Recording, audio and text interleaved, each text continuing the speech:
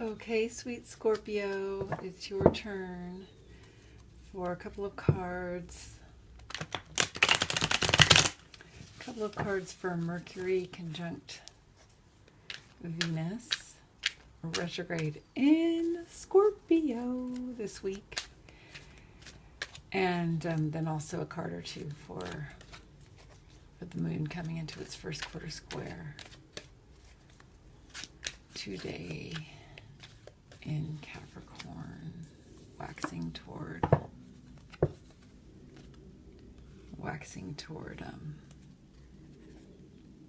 the full moon in Taurus next week. Okay, Scorpio, there's some argument you need to walk away from for your own health. I'm not sure how you will walk away from it, because I know that sometimes it seems like if we relinquish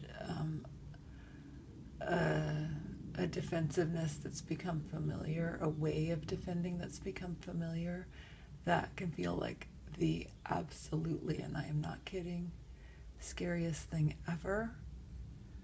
But I feel that for your own health, you need to do this. You need to walk away.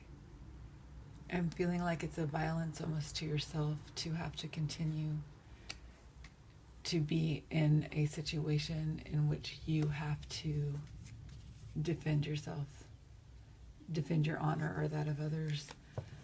Not that these honors aren't worth honoring, but that we need to find a new method, a new methodology, a new frame, a new format, a new way,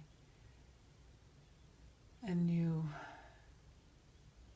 I don't want to say a resignation, but somehow there does need to be a resignation in the way of walking away from a battle, not getting caught up in thinking that there is any safety in the old way of defending yourself, because I'm really sensing that there really isn't anymore.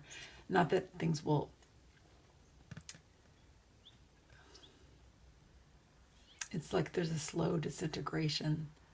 There's a slow violence that you do to yourself if you stay in this way, this old argument, and that somehow this, and maybe it's just within yourself even, but it's probably also and or in the world with some other, and maybe you can't, it's a relationship you can't actually fully disinhabit or leave, but there, and I'm sorry to give you such difficult homework, but this is feeling to me like you really have to change your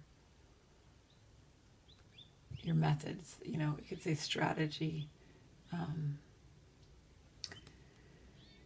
to something that feels more comfortable for you as you are now, and maybe finding your way toward what is more comfortable is actually uncomfortable, finding your way there because it's new and it's different.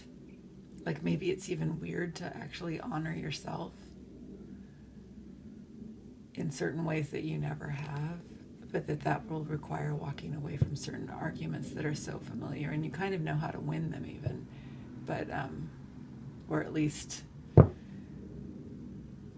there's something in them that is giving you a sense of security, and what I'm saying is that you need to move away from that sense of security, because you will find a greater depth of security in this act of radical self-care that is part of walking away from this argument.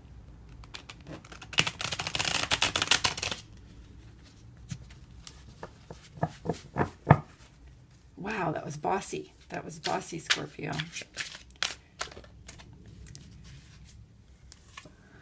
Okay, and then you have the Hermit. Emily Dickinson is the Hermit, so I think you need to go within. You need to, relinquish this battle, any outward or any interior negative self-talk, but relinquish this battle and sit with yourself, okay? And it may be deeply, deeply uncomfortable, because we are made in our society to feel like we've got to be frantic all the time. We've got to make sure everything's okay all the time. We've got to be practical all the time. There's room for, even if it's a small part of each day, even if you just get up super early, stay up super late, you know, or even if it's within, like when you can't sleep at night, to meditate when you're awake, worrying, to somehow transform that into a meditation. Somebody's smoking outside, so I want to shut the door.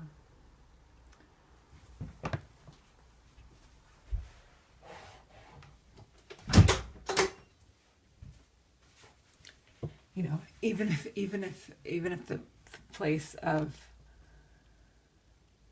being able to give yourself that care, like you would a newborn baby in the middle of the night. The baby's like, what is this pattern of day and night? I don't get it. It's freaking me out.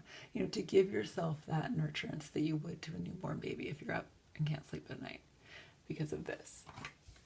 Okay? So whatever moments you can find in your day, I was saying something similar to Libras, even if it's 3 minutes on the bus on the way to work, to soak yourself in this absolute love and integrity and joy, even joy in yourself, and existing as your very own intricate, one-of-a-kind self, and to transform some of this negative self-talk into like, I love myself, and a curiosity instead of a contempt, you know. And perhaps this is within an outward thing too, but anyway, what you need to do is rest. You need to rest. This communication is a deep change of the way that you communicate. Mercury being the planet of communication, or archetype of communication. There's a deep change. There's a profound change in the way that you're going to communicate, and it's going to require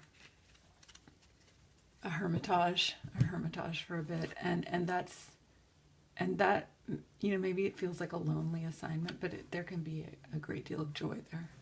There can be a great deal of joy within it, and even luxury in the middle of some worried night where you do something kind for yourself.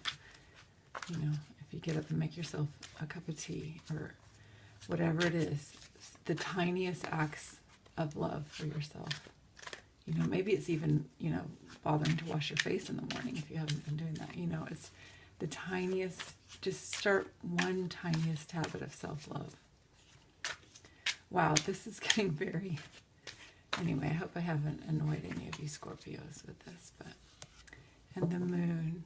Okay, we have the 3 of Pentacles, and I've been reading this card lately as there's no hierarchies. We are over the age of hierarchies. So that, you know, there is a communal sharing, you know, so that there don't need to be such defenses, because each person, you know, through loving themselves and listening to themselves, can move out of a defensiveness and into, you know, when you are in your integrity, it allows everyone else to also have that opportunity, you know, as we all move into our integrity. Imagine how we could remake the world. I talked at length, my dear Scorpio. And you guys can be intimidating in your brilliance. And that's cool. People have to deal with it. I love it about you. You know, and take a sweet, sweet care of yourself. The Scorpios I know are not sappy people, but I want you to take some sweet, sweet care of yourself in this Venus retro.